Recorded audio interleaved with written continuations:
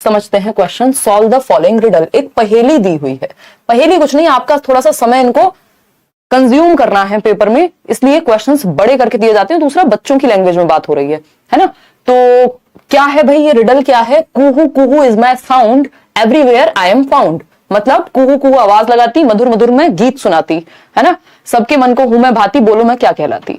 मतलब कुहू कुहू is my sound, everywhere I am found, my sweet voice give me fame, just tell me what is my name. बताइए भाई, सुंदर सुरीली आवाज किसकी होती है? मैना की, पैरट की, डव की, या फिर कोयल की? तो डव की नहीं, कोयल की होगी। कोयल की जो आवाज है वो बहुत सुरीली, हम कहते हैं ना, कोई अच्छा भी गाता है तो हम कह रहे बड़ी प्यारी कोयल जैसी आवाज है। कोयल जैसी आवाज है मतलब बहुत ही सुरीली, बहुत ही अच्छी, कानों को सुनाई पड़ती है। तो कोयल, और कोयल एक क्लेवर बर्ड माना जाता है। रीजन है एनसीईआरटी में हमने पढ़ा है, मैं बीच बीच में आपको याद दिलाते हुए चलूंगी।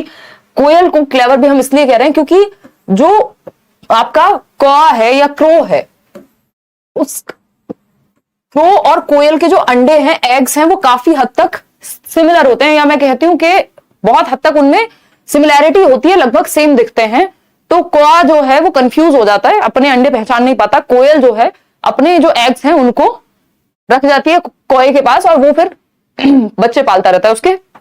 अगर हम बात करें यहाँ पे, एक हल्का सा डिफरेंस है।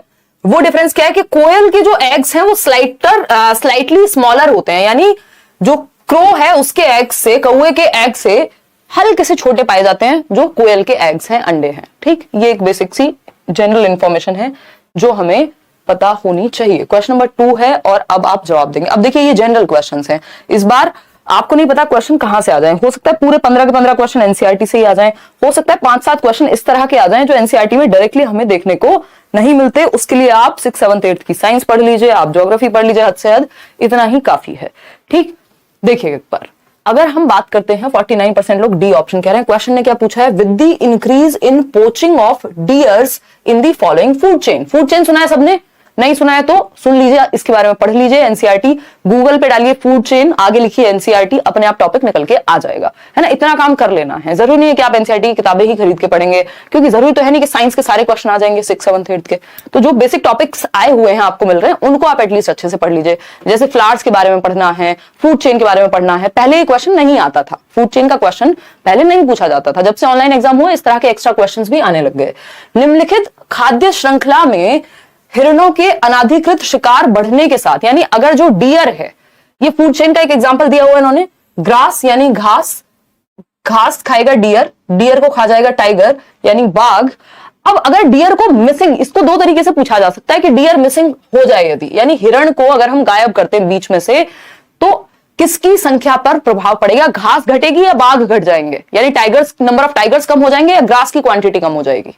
बताइए भाई, शेर तो घास नहीं खाता ना, हम कहते हैं बाघ हो शेर हो वॉटेवर, ठीक, दोनों ही नहीं खाएंगे। What will happen to the food chain after a few years, यानी कुछ साल तक यदि हम बहुत ज्यादा शिकार, डियर का शिकार यदि होता रहेगा, तो किसकी पॉपुलेशन में इवेंचुअली डिक्लाइन होगा, यानी कम हो जाएगी? पहला है grass will start to decrease, के ग्रास डिक्रीज हो जाएगी, बल्कि ग्रास को तो खाने के लिए डियर नहीं बचा, एक प्रजाति कम हो गई तो ग्रास की क्यों क्वांटिटी कम होगी? नहीं होना चाहिए ऐसा। Tigers will increase their population, यानी बाघों की संख्या बढ़ जाएगी। बाघ खाएंगे क्या? जब डियर गायब है तो बाघों की संख्या कैसे बढ़ेगी? ठीक, यहां पे ये 3 ही लोगों की बात हो रही है, ये मत कह देना कुछ और खा लेंगे जाकर के। Population of tigers will decrease, यानी जो बाघों की संख्या है वो घट जाएगी। बात तो सही है। Tigers will change their feeding habit, ये सब नहीं करना, आपको इंपैक्ट बताना होता है। ऐसे अपनी मर्जी से ये नहीं कहना होता कि फूड हैबिट्स चेंज कर देंगे, आपको इस चीज का इंपैक्ट बताना है कि डियर के गायब होने से इंपैक्ट क्या पड़ेगा फूड चेन पे। और ये बहुत ही एक कॉमन क्वेश्चन है ना, अपनी मर्जी से नहीं बता देना है, ठीक है। कॉमन सेंस यूज करिए बट सही तरीके से, ठीक, कि ऐसा नहीं उनका मन करेगा आज से भाई खिचड़ी खाएंगे क्योंकि आटा नहीं है घर में, वो वाला सीन बहुत बाद की बात है। बट अगर हम इन तीनों के कॉन्टेक्स्ट में ही बात कर रहे हैं, बाकी दुनिया को आप साइड कर दीजिए, है ना, बस यही 3 है दुनिया में, ठीक है ना। बाघों की संख्या घट जाएगी, अगर सिर्फ यही 3 इस सिनेरियो में है, हिरण को हटा दिया तो भाई बाघ क्या खाएगा? बाघ के लिए हिरण नहीं मिलेगा खाने को और कहानी खत्म, ठीक है ना। ईवीएस की क्लास भी होगी भावना, डोंट वरी, हो जाएगी, वो सिलेबस पूरा कंप्लीट होगा, टेंशन ना लो। अभी बाकी क्लासेस कम पड़ रही है, 7-7 क्लासेस हो रही है एक दिन में। देखो C option is the right answer. आगे बढ़ेंगे, इसको आप ऐसे भी देख सकते हो, अगर हम फूड चेन की बात कर ही रहे थे तो यहां पे एक चीज और हम समझ सकते थे कि प्रोड्यूसर्स होते हैं फूड चेन में। प्रोड्यूसर क्या है? उत्पादक, जो सन का यूज करके और पूरा जो भी एनवायरमेंट में चीजें हैं उसको यूज करके घास उगती है, ये हो गई क्या? प्रोड्यूसर हो गई, उत्पादक। वही डियर क्या है? ये है सेकेंडरी कंज्यूमर, यानी जो इन प्रोड्यूसर्स को खाके या इनके बल पे जीवित रहेगा। अब इस सेकेंडरी कंज्यूमर को खाने वाला एक और व्यक्ति आ गया जो है आपका, और ये हर्बीवोर्स होते हैं जो प्रोड्यूसर्स को खाते हैं, वो यानी घास को खाने वाला हिरण क्या है? हर्बीवोर्स है, शाकाहारी है। वहीं अगर हम बाघ की बात करें तो ये कार्निवोरस हो जाएगा, कार्निवोर्स में जाएगा, क्योंकि ये हमारा जो सेकेंडरी कंज्यूमर है उसको खा रहा है। ठीक है ना? चलिए खैर, ये फूड चेन एक बार सर्च करके जैसे बताया एनसीईआरटी का, वो पढ़ जरूर लेंगे। जो लोग बैचेस में उनको पढ़ा दिया जाएगा, ईवीएस बढ़िया पढ़ाते हैं विवेक सर। देखिए एक बार, तो ये एक फूड चेन है जिसको आप देख पा रहे हैं। प्रोड्यूसर क्या है यहाँ? ग्रास, जो कि डीकंपोजर्स जो नीचे बनते हैं जमीन के, या बेसिकली उस सॉइल में है, जमीन के नीचे क्या सॉइल में है, उनसे प्रोड्यूस होकर के या सनलाइट का इस्तेमाल करके डीकंपोजर्स के साथ ग्रास प्रोड्यूस हो रही है। उत्पादक ग्रास हॉपर, टिड्ढा नहीं होता वो जो घास खाएगा, फ्रॉग हो सकता है जो इस ग्रास हॉपर को खा जाए, फिर स्नेक होगा जो फ्रॉग को खा जाए, ईगल आएगा जो ये टर्शरी बोल देते हैं इनको, स्नेक को खा जाएगा। तो ये फूड चेन है, इसको थोड़ा एनसीईआरटी से पढ़ लेना है जरूर। ठीक। और फूड वेब क्या होता है? तो जिसमें मल्टीपल फूड चेन्स होती है उसको फूड वेब कहते हैं। ये बेसिक से क्वेश्चन है, ये तुक्का भिड़ने वाली बात है कि एक आध क्वेश्चन अगर इस तरह का आए तो किसी भी बात से आ सकता है। क्वेश्चन नंबर 3 है आपके सामने, इससे आसान क्वेश्चन दुनिया में बन नहीं सकता। यदि जो व्यक्ति अपने एनवायरमेंट में जागरूक नहीं है इतना भी कि उसको ये नहीं पता कि AQI क्या होता है, तो फिर समस्या आने वाली है ना? फिर समस्या आने वाली है। क्यों? क्योंकि अब आपसे सिर्फ पेपर में ये नहीं पूछा जा रहा कि आपने रट्टे कितने लगाए हैं, आपसे ये भी देखा जा रहा है कि आप एनवायरमेंट में थोड़े बहुत अवेयर हैं कि नहीं है ना? तो द AQI ऑफ, अब ये किसी किताब में आपको दिया नहीं जाता एनसीईआरटी की, आपको दे दिया हो 3rd to 5th में। The AQI of Delhi in December 2020 was 331। AQI denotes which of the following, यानी दिसंबर 2020 में दिल्ली का AQI जो है वो 331 था। निम्नलिखित में से AQI किस से चिन्हित करता है? AQI की फुल फॉर्म। 74% लोग सही उत्तर दे रहे हैं, मुझे बड़ा अच्छा लग रहा है भाई। जो व्यक्ति थोड़ा बहुत न्यूज देख लेगा या थोड़ा बहुत न्यूज़पेपर की शक्ल देख लेगा या थोड़ा बहुत भी अवेयर है, उसको AQI के बारे में पता होगा। और दिल्ली के आसपास हम हर साल सुनते हैं, कभी ऑड इवन ले आई थी जो गवर्नमेंट है एक टाइम पे। क्यों? क्योंकि हालत खराब है एनवायरमेंट में, एयर क्वालिटी इंडेक्स जो है बहुत ही खराब स्थिति में है। तो AQI बोले तो एयर क्वालिटी इंडेक्स कितना होना चाहिए? लेस देन 100 होना चाहिए, उसको ऑप्टिमल माना जाता है या बेटर माना जाता है कि भाई 100 से नीचे AQI होना चाहिए। और हम देख रहे हैं दिल्ली में हालत क्या है? 331 AQI। कब? दिसंबर की बात हो रही है। और आज भी कितना है? मैंने फोन में मैं लगा के रखती हूँ जनरली। दिल्ली की हालत खराब होना कुछ है नहीं, देख के भी, है ना? तो 116 दिखा रहा है भाई, 116। ये दिल्ली है, पता चले मैंने कहीं वसूली लगा दिया हो, है ना? मैं विश्वास नहीं कर पा रही हूँ 116 AQI देख करके कि ये 116 है। How does it possible? चलो कोई बात नहीं। और टेम्परेचर क्या है आज? 32 डिग्री सेल्सियस। चलिए खैर, तो अगर हम बात करें less than 100 AQI is good, है ना? नोएडा वाइडा जाओ, वो पूरा अपना मार्केटिंग करके रखते हैं, देखो ये वाले एरिया का लेस देन 50 है, तो इंसान का मन करे यार क्या दिल्ली में पड़े हैं, इधर ही आ जाते हैं। देखिए एक बार, तो एयर क्वालिटी इंडेक्स क्या है? Less than 100। वायु गुणवत्ता सूचकांक, A for air, Q for quality, I for index. Basic सी जानकारी है, इतना हमें पता होना चाहिए, है ना? इसकी रीडिंग अगर लेस देन 100 आ रही है AQI में तो ठीक है एनवायरमेंट, 100 से ऊपर दिक्कत है। और अगर हम बात कर रहे हैं जो सेंसिटिव लोग हैं उनके लिए पहले दिक्कत बनेगी, बाकी सभी के लिए भी दिक्कत ही है। कहा जाता है जो इंसान दिल्ली में रह रहा है और एक नॉन स्मोकर है, भैया 10-20 सिगरेट तो वो भी दिन की फूंक ही लेता है बिना स्मोक किए। क्यों? क्योंकि एयर क्वालिटी इंडेक्स ही इतना खराब है। क्वेश्चन नंबर 4 देखिएगा, आते हैं, दिल पे ले गई मैं क्योंकि दिल्ली में रह के ये सब आता ही है दिमाग में। देखिए क्वेश्चन नंबर 4 देखिए, which of the following belongs to mammal family, यानी कि स्तनधारी परिवार का कौन सा एक व्यक्ति, तो नहीं कहेंगे, मैमल ही कहेंगे, इन 4 ऑप्शंस में से है? बताइए। 4 ऑप्शंस हैं आपके सामने, फटाफट से बताएंगे। मैम मेरे यहाँ 40 डिग्री सेल्सियस है। ओ भाई कहाँ रहते हैं आप? राजस्थान या उधर साउथ इंडिया में? यहाँ भी हो ही जाता है दिन में, अभी तो रात के 9:45 बजे है ना, तो ये तो बहुत ही सुहावना मौसम होता है। अदरवाइज हायर तो यहाँ भी हाईएस्ट जो रहा होगा दिन में वो 40 डिग्री सेल्सियस, रात को लोएस्ट हो जाएगा 25, अभी 32 है। ठीक है ना? मुझे बड़ा मजा आता है ये सब देखने में। देखना एक बार, अगर हम बात करें which of the following belongs to mammal family, और मुझे इससे एक किस्सा भी याद आ रहा है बट अभी मैं ज्यादा सुनाऊंगी नहीं, चलो सुना देती हूँ। क्या तुमसे रिलेटेड तुम्हें सुनना है? अच्छा कुछ नहीं, जब दीदी कॉलेज जाती थी बीएससी में तो उनको थोड़ा शौक है फैशन का, तो वो प्रॉपर हर दिन टेम्परेचर देख के निकलती थी, आज क्या टेम्परेचर, किस तरह कपड़े पहने जा सकते हैं, सर्दी हो गर्मी हो, अभी भी यही करती हैं खैर, बट तब का मुझे याद है, हम लोग एक ही रूम में रहते थे उस समय। तो शी इज स्मार्ट, यस। देखो एक बार तो देखते हैं फटाफट से क्या पूछा है। Which of the following belongs to mammal family, और मैमल फैमिली यानी स्तनधारी परिवार में से कौन सा एक आएगा? मैमल्स जनरली कहा जाता है कि अपने यंग वंस को जन्म देते हैं, और ये इनकी जो फीमेल्स हैं वो मिल्क से फीड कर सकते हैं अपने बच्चों को, मिल्क प्रोड्यूस करके। ठीक है, सेम पिंच कह रही हैं पूजा दीक्षित, बहुत बढ़िया बहुत बढ़िया, है ना, कमाल कमाल, बहुत बढ़िया। देखिए एक बार तो ए ऑप्शन जो है वो वेल्स, आप लोग कह रहे हैं 76% लोग, बहुत स्मार्ट लोग हैं आप लोग, है ना। वेल बिल्कुल सही बात है, वेल को एक मैमल में काउंट किया जाता है। देखी होगी ना वेल्स, वो पुरानी मूवीज में भी आती थी आई थिंक, देखिए तुमने? नहीं, वो तो डॉल्फिन्स दिखाते हैं। तो वेल क्या है आपकी? ब्लू वेल गेम भी आया था एक, याद होगा, बच के रहना ऐसी चीजों से। तो ये मैमल है, क्यों? क्योंकि एक तो यंग वंस को जन्म देंगे, दूसरा क्या है, they can feed there young ones with their own milk. ठीक है ना बात। फ्रॉग्स आप देखते हैं एग ले करेंगे, पिजन, लिजार्ड, ये सब आपके या तो रेप्टाइल हैं या फिर ये आपके उभयलिंगी बोलते हैं ना फ्रॉग को, हम उभयचर बोलते हैं। उभयलिंगी तो एंड्रोगाइनस पर्सनालिटी, सीडीपी मिक्स कर दिया मैंने यहाँ पे, ठीक है ना। तो ये एक बेसिक सी बात हो गई। आगे बढ़े, ओमनीवोर्स बोलते हैं बेसिकली, और लिजार्ड आपका रेप्टाइल में आ गया, वो बर्ड है ही। चलिए खैर, A option was the right answer. आगे बढ़ते हैं और समझते हैं कहानी क्या है। कोई कह रहा है, रोशनी कह रहे हैं आज आप बहुत स्मार्ट लग रही हैं। अच्छा धन्यवाद, वैसे तो मैंने क्या ही बताऊं। देखिए एक बार क्वेश्चन नंबर 5, आज लेट्स लर्न की टी शर्ट पहनी, नई बन के आई, एकदम ताजा ताजा, पीछे देखो लोगो एकदम चेंज हो गया है। और निशा को मैं, निशा थोड़ा सा दुखी है, इनके साइज की टी शर्ट नहीं भिजवाई है, हेमंत जी ने, भिजवाएंगे कोई बात नहीं। The practice of langar connotes dash, langar की प्रथा संकेत करती है।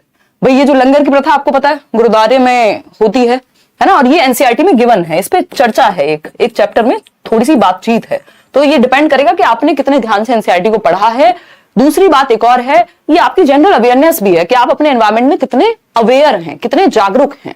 ठीक, तो लंगर कोनोट्स मिड डे मील स्कूल में, जिसको पीएम पोषण योजना बना दिया ना अभी, ठीक, पीएमएस, पीएम पोषण योजना, व्हाटएवर, खैर पीएमएस है या क्या है, पीपीएस होना चाहिए इस हिसाब से, बट पीएमएस ही I think. Free community kitchen या कॉन्ग्रेगेटेड ऑफरिंग या सेक्रेड फूड, बताइएगा एक बार फटाफट से बताओ। B option, free community kitchen. भाई लंगर क्या है? फ्री होता है, हम सबको पता है, मुफ्त समुदाय रसोई है, कि हम कम्युनिटी को बिठा करके खिला रहे हैं, है ना। आप कभी भी जाएं और लंगर में फ्री खाना खा सकते हैं। क्या हुआ? फ्री कम्युनिटी किचन प्रैक्टिस है। आगे बढ़ेंगे नेक्स्ट क्वेश्चन पर। नेक्स्ट क्वेश्चन क्या है? क्वेश्चन नंबर है 6। एक थोड़ा सा घुमा कर ये पूछा है, the ground water stored between layers of hard rocks below the water table is known as, यानी वाटर टेबल के नीचे जो ग्राउंड वाटर हार्ड रॉक्स में स्टोर्ड है, लेयर्स ऑफ हार्ड रॉक्स, मतलब भौम जल, यानी भूमि का जो जल स्तर है, भौम जल स्तर के नीचे कठोर चट्टानों की परतों के बीच भंडारित भौम जल को कहेंगे क्या? यानी वो पत्थर हो सकते हैं, वो आपकी क्या बोलते हैं उसको, रेत हो सकती है नीचे, जिसमें पानी बैठा हुआ है आपके ग्राउंड वाटर लेवल के नीचे, क्या कहेंगे उसको? अच्छा धन्यवाद, शाहजाद कह रही हैं कि रोज स्मार्ट लगती हैं। आज का टॉपिक यही रहेगा क्या? बस देखिएगा। मिड डे मील ऑफकोर्स एक स्कीम है, उसका नाम बदल करके इन्होंने पीएम पोषण योजना कर दिया ना, 1995 से शुरू हुआ था। देखिए फटाफट से जवाब दीजिए, लाइक शेयर करना आप भूल गए हैं। आज 13,501 लोग होकर के भी 501, ऐसा नहीं लगता ऐसा शगुन दे रहे हो, 501 221। देखो एक बार, और कितने लोगों ने लाइक किया? 4,600 ने। कहां हैं ये बाकी के 8,000 से ज्यादा लोग? बताइए। ए ऑप्शन 79% लोग। अंडरग्राउंड वाटर नहीं यार, अंडरग्राउंड वाटर की तो बात ही हो रही है, ग्राउंड वाटर अपने आप में अंडरग्राउंड वाटर तो कहलाएगा, और क्या कहोगे उसको? ये जो हार्ड रॉक्स हैं, पूछा क्या है ये देखो, layers of hard rocks below the water table. In hard rocks को क्या कहेंगे? ये सेडिमेंट्स हो सकते हैं, है ना, ये पत्थर हो सकते हैं, ठीक, बलुआ पत्थर या मिट्टी, रेत, वो सब हो सकता है जो पानी को होल्ड करके रखे। तो ये एक्विफर या फिर जलभर कहेंगे इसको, और इसका कोई और नाम नहीं है। तो ये एक्स्ट्रा चीजें हैं जो थोड़ी थोड़ी हमें पढ़ लेनी है जब हम वाटर टेबल के बारे में पढ़ रहे होंगे। ये ऐसे टॉपिक है जिनको एक्स्ट्रा में लिख लो कि फूड चेन के बारे में पढ़ना है, वाटर टेबल के बारे में पढ़ना है, ये सब चीजें पढ़नी है।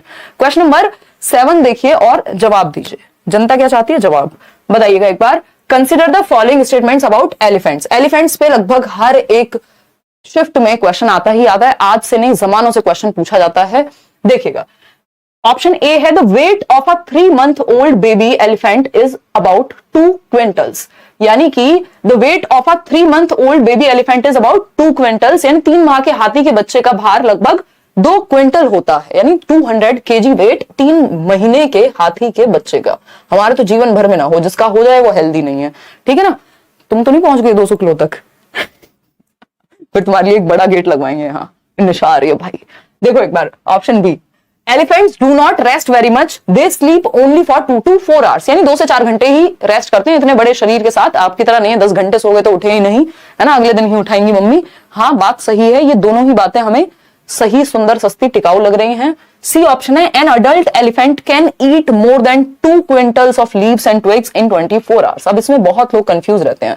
देखो 2 क्विंटल्स नहीं होता, ये होता है 100 kg of leaves and twigs, यानी जो झाड़ियां और पत्तियां हैं वो लगभग 100 किलोग्राम तक की ही हाथी खाता है, 200 किलोग्राम नहीं खाता। 3 महीने के हाथी के बच्चे का वेट 200 किलोग्राम हो सकता है, बट वो जो पत्तियां खाता है वो 100 से 100 किलोग्राम के आसपास ही खाता है एक दिन में, है ना। वो कहा जाता है ना, हाथी को लेना आसान है, पालना मुश्किल है, ठीक है ना। ये कार्स पे भी अलाउ, मतलब एलिजिबल है ये बात कि भैया जो महंगी गाड़ियां हैं उनका मेंटेनेंस तगड़ा लगता है। अभी आई है गाड़ी सर्विस होके तो मुझे याद आ गया, है ना। देखो एक बार 65,000 बिल बना दिया उन्होंने। देखो, an elephant herd comprises members of 2-3 families and the oldest male is the leader of the herd. यानी एक जो एलिफेंट हर्ड है, जो हाथियों का झुंड है, उसमें 2 या 3 फैमिलीज होती हैं बस, और ओल्डेस्ट मेल एलिफेंट को लीडर कहा जाता है। ये दोनों ही बातें क्या है? गड़बड़ है, ठीक, नहीं चलेंगी। तो सिर्फ ए और बी सही है। ए और बी कहां है ऑप्शन में? ढूंढो ए ऑप्शन। ए ऑप्शन कितने लोगों ने सही दिया है? 45% लोग अब जाकर के सही दे पा रहे हैं। यानी 4 ऑप्शन आपको दे दो तो आप कंफ्यूज आते हो, है ना, कंफ्यूज या जाते हो, वॉट, ठीक, क्लियर है। हाँ, सुबह शाम खाएगा तो 200 किलो हो जाएगा। अरे नहीं यार, एक दिन की बात हो रही है तरुण, ऐसे अपने आप तुक्के नहीं लगा लेने के। सुबह के नाश्ते में 100 किलोग्राम, फिर 1 क्विंटल दोपहर, फिर 1 क्विंटल शाम को, तो 300 किलोग्राम हाथी का खाना हो गया। फिर आपको नहीं मिल पाएगा खाना इतना अगर हाथी ही खा जाए तो। फास्ट कराओ, दोस्तों के साथ गपशप करना है। पढ़ाई के लिए टाइम नहीं है इनके पास, गपशप के लिए टाइम है। इसके बाद करिएगा गपशप, आप मेरे से करिए, मैं कर रही हूँ ना गपशप। देखो ए एंड बी दोनों सही हैं। अब यहाँ पे ध्यान रखना है कि एक तो हाथी जो है वो 100 किलोग्राम तक खाता है, 100 kg या 1 क्विंटल जिसको हम कहेंगे। वहीं 2 से 3 फैमिली नहीं होती। आपके जो हाथी हैं वो 10-12 हाथी होते हैं, उसमें फीमेल एलिफेंट्स होती हैं ज्यादातर, और यंग वंस उनके बच्चे होते हैं, है ना। और 14-15 साल के होते ही जो मेल एलिफेंट होंगे वो झुंड छोड़ के चले जाते हैं।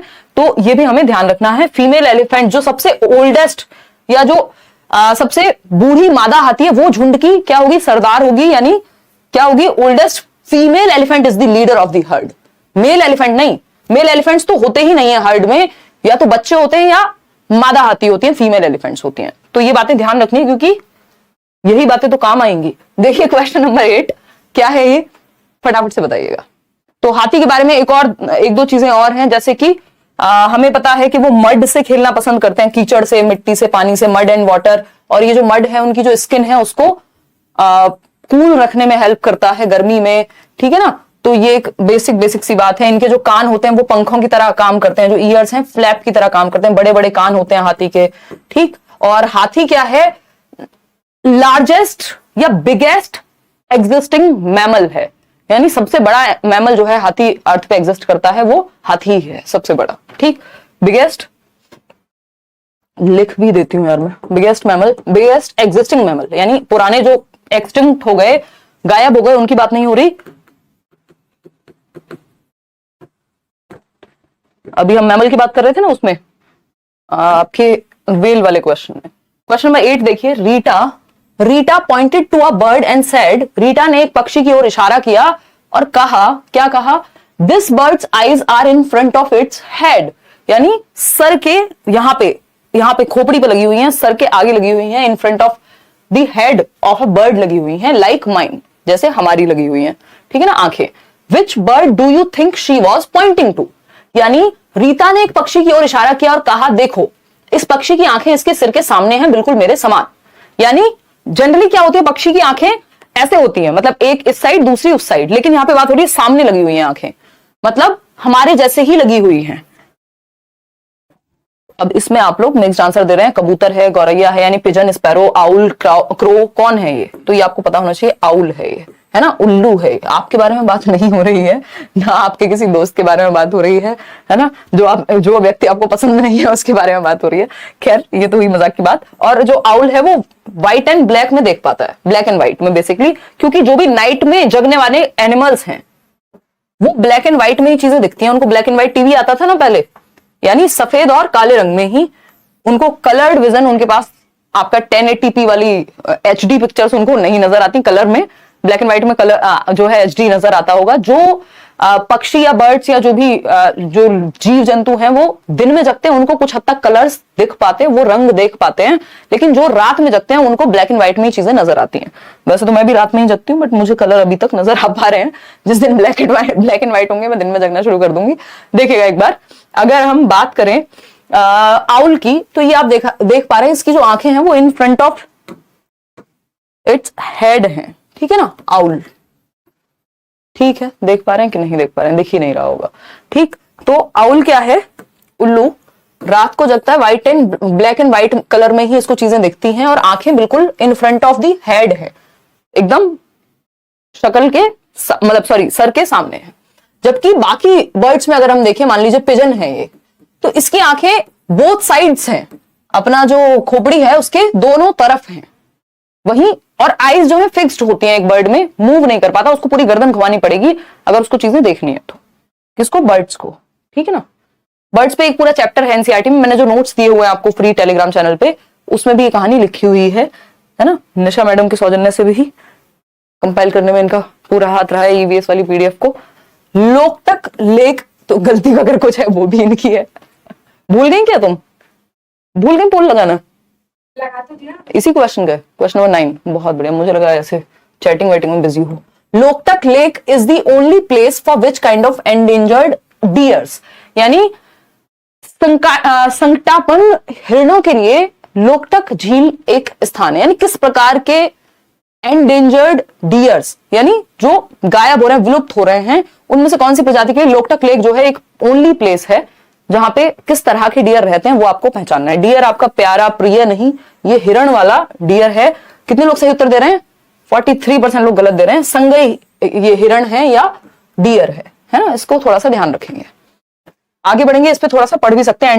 एंडेंजर्ड जो आपके स्पीसीज हैं, और दूसरा जो नेशनल पार्क्स हैं इंडिया में। एक आध क्वेश्चन अगर बहुत खराब आपका शिफ्ट आ जाए तो पूछा जा सकता है, जनरली नहीं पूछता। अगर हम बात करते हैं क्वेश्चन नंबर 10 की, ये क्वेश्चन निश्चित है, आता ही है हर बार, एनसीईआरटी से ही है। Venus fly trap and pitcher plant are called as insectivorous plants as they trap insects using specialized leaves or parts of leaves.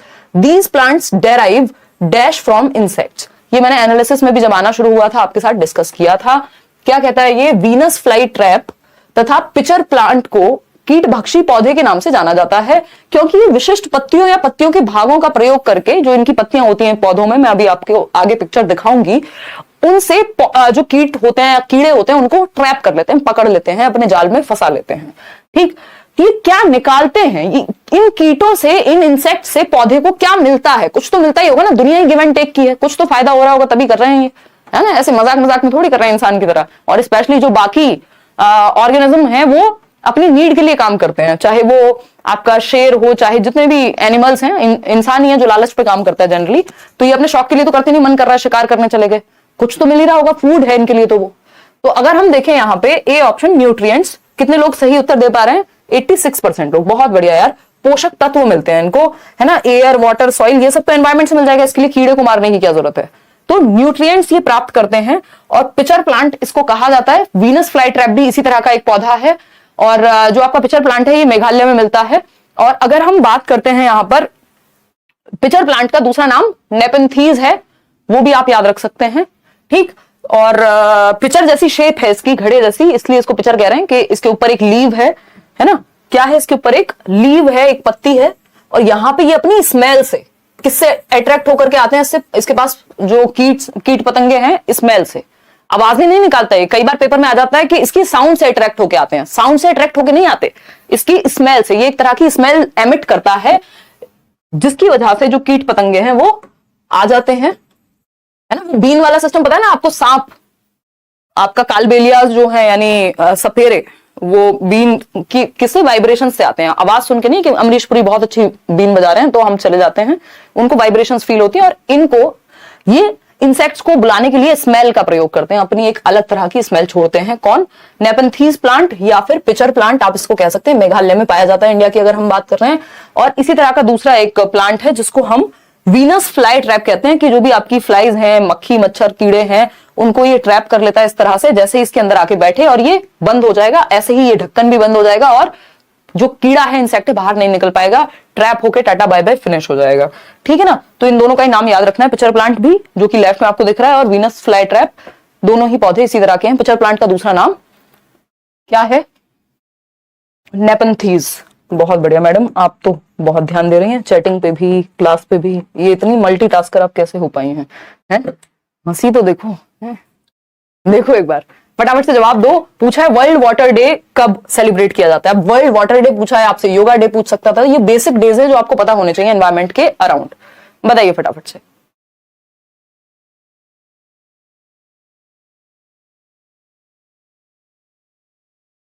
पानी भी पी रही हो, चैटिंग भी कर रही हो, पोल भी लगा रही हो। भाई कितने तेजस्वी लोग हैं हमारे आसपास, है मल्टीटास्कर के 40।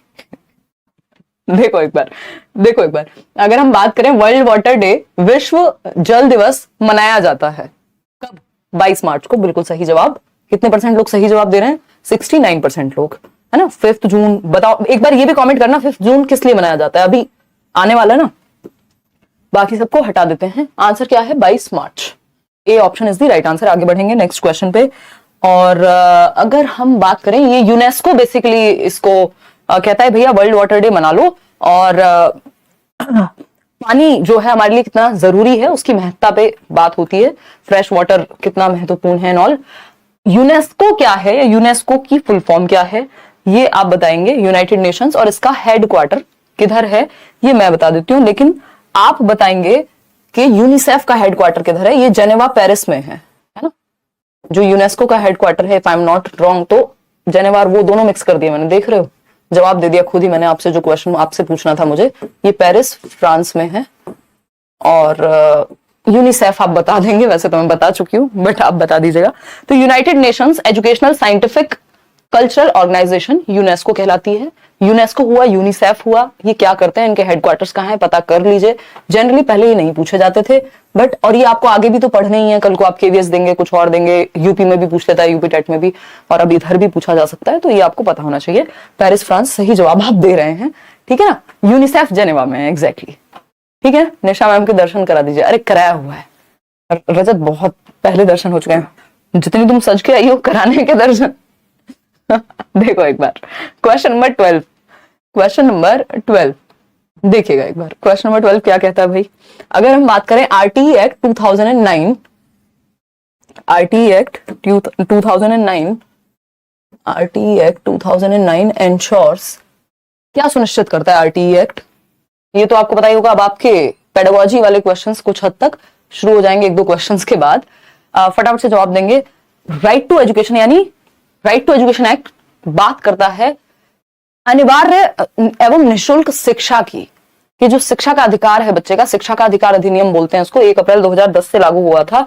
6 से 14 वर्ष के बच्चों के लिए कंपलसरी होनी चाहिए एजुकेशन, अनिवार्य होनी चाहिए और मुफ्त भी होनी चाहिए। बच्चों को कोई पैसा नहीं देना, कोई टीसी नहीं चाहिए, कोई टेस्ट नहीं लेंगे आप उसका, और आप एडमिशन से मना नहीं कर सकते।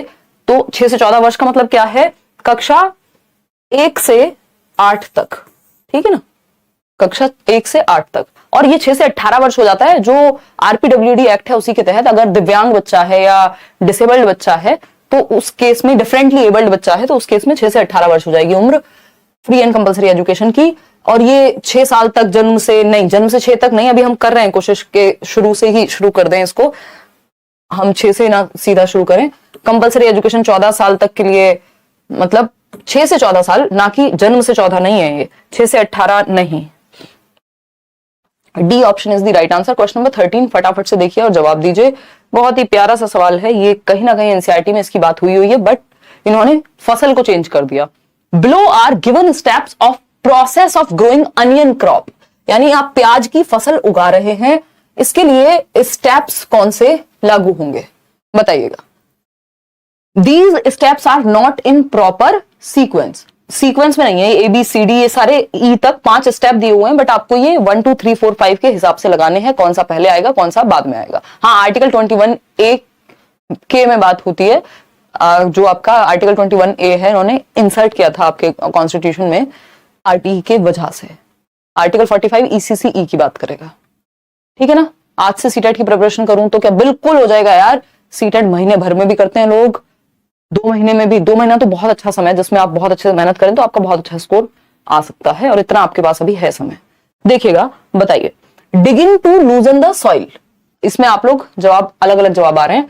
यानी सबसे पहले हम मिट्टी की गुड़ाई करते हैं, यानी उसको थोड़ा सा लूजन अप करेंगे, ठीक है, डिग करेंगे हल्का हल्का, बहुत गहरा नहीं, है ना। उसको हम प्लफ नहीं करते, डिग करते हैं बस थोड़ा थोड़ा। तो बात तो सही है, सबसे पहले यही करना पड़ेगा। वीडिंग, फिर खरपतवार हटा देंगे। खरपतवार भैया कहीं फसल होगी तब तो हटेगी ना, पहले फसल तो लगाओ। पहले डिगिंग कर लिया तो वो क्लियर बात हो गई। कटिंग द ड्राइड लीव्स, ये सब तो बाद की बात है। सोइंग ऑफ सीड्स, तो पहले हम digging to loosen the soil, हम मिट्टी की गुड़ाई करते हैं, फिर उसके बाद उसमें बीज बोते हैं सेकंड पे, ठीक। फिर उसके बाद क्या करेंगे भाई, फिर उसके बाद जो भी एक्स्ट्रा वहां पे क्या कहेंगे उसको पेड़ पौधे या एक्स्ट्रा चीजें उग जाएंगी, उसको वीडिंग, अनवांटेड जो चीजें होंगी उसको वीडिंग के थ्रू, यानी खरपतवार को, खरपतवार ही बोलते हैं उसको, हटा देंगे। थर्ड पॉइंट पे। फोर्थ पे क्या करेंगे, पहले अनियन को निकालेंगे, प्लग करेंगे, प्याज को उखाड़ कर बाहर निकालेंगे, बाद में जो उसकी ड्राइड लीव्स हैं उनको साइड कर देते हैं। तो इस तरह से सीक्वेंस बन गया आपका।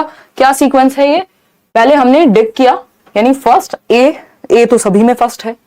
बी कौन सा है, ई ऑप्शन। ई ऑप्शन देखो कहां कहां है, तो ये दोनों ऑप्शन हट जाएंगे एलिमिनेशन मेथड के थ्रू। ए या डी में से कोई एक होगा, सॉरी बी या डी में से कोई एक होगा। डी कह रहे हैं 38% लोग। फिर थर्ड स्टेप क्या है, वीडिंग। बी किधर है, अच्छा यहां, ये भी कॉमन है तीनों। अब इस वीडिंग के बाद क्या करें, प्लकिंग द अनियन आउट या फिर कटिंग द ड्राइड लीव्स। भैया बाद में करेंगे ना ड्राइड लीव्स को कट, क्योंकि पहले उखाड़ लेंगे उसको। तो यहां पे डी ऑप्शन जो है वो होना चाहिए। तो डी ऑप्शन तो यही है, वहां तो सी दे दिया उन्होंने, तो B option is the right answer, ना कि डी। तो इस तरह से हम उत्तर तक पहुंच पाते हैं। कई बार क्या होता है, इतना आपको चेक करने की जरूरत नहीं पड़ती, हो सकता है ए के बाद ई सिर्फ एक ही ऑप्शन में दिया होता तो आप समझ जाते कि सही उत्तर यही है, उसमें आपका टाइम सेव हो जाता। क्वेश्चन नंबर 14 देखिएगा, बर्ड्स के बारे में क्वेश्चन है।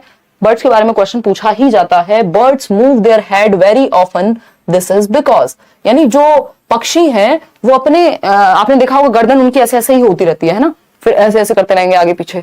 तो ये क्या है, वो ऐसा क्यों करते हैं बताइए, बताओ।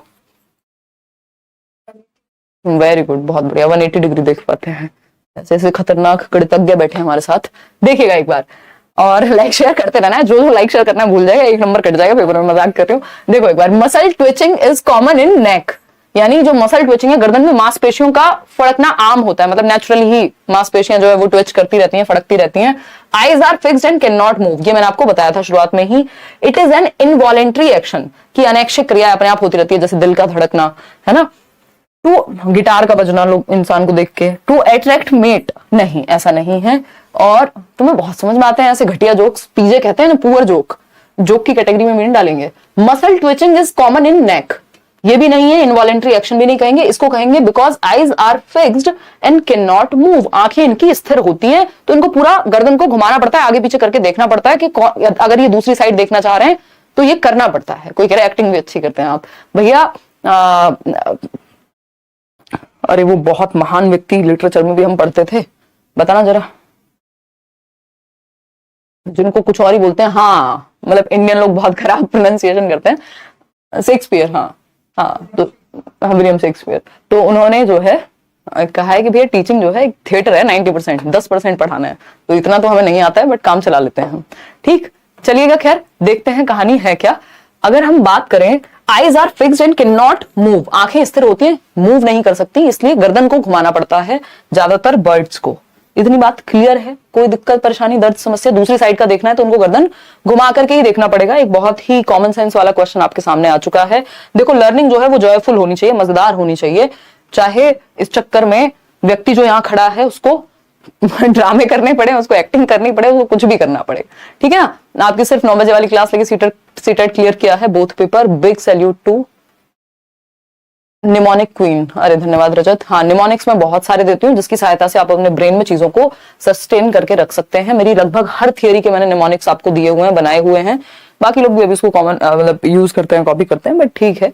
आप लोगों को मदद मिलती है, वही है मेन मुद्दा, है ना। जैसे SPCF हो गया, पियाजे का, वाइगोस्की का, एरिक्सन की थियोरियां 8 स्टेजेस हैं, उसके भी मैंने बनाए हुए हैं। तो highest rainfall in India is recorded in, यानी सबसे ज्यादा बारिश भारत में कहां पर होती है। तो भारत में उच्चतम वर्षा कहां रिकॉर्ड की गई? तो ये बहुत ही कॉमन क्वेश्चन है कि हमें पता होना चाहिए।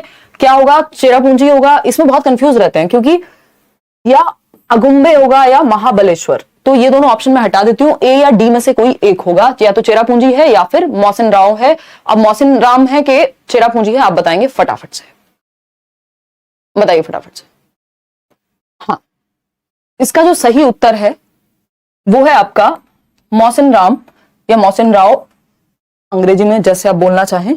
मौसिन राम में सबसे ज्यादा वर्षा होती है, और ये हमने कहीं तो पढ़ा है एनसीईआरटी में, मुझे ऐसा याद आ रहा है ना। तो ये वैसे भी हमें पता होना चाहिए। कहाँ है बताइए, कहाँ है? मेघालय, ठीक है ना। तो मेघालय में, इसके बाद चेरापूंजी है। कुछ mm का अंतर है, आई थिंक 11,000 समथिंग mm की बारिश होती है, 11,800 समथिंग, और 490 फीट, नहीं 490 mm और समथिंग। और आपका फीट में मेरे को एग्जैक्टली याद नहीं है, बट वो भी आप देख सकते हैं, एक बार इंटरनेट का इस्तेमाल कर लेना, या किसी किताब में तो मुश्किल मिलेगा मेरे ख्याल में। तो 11,800 mm के करीब वहां वर्षा होती है।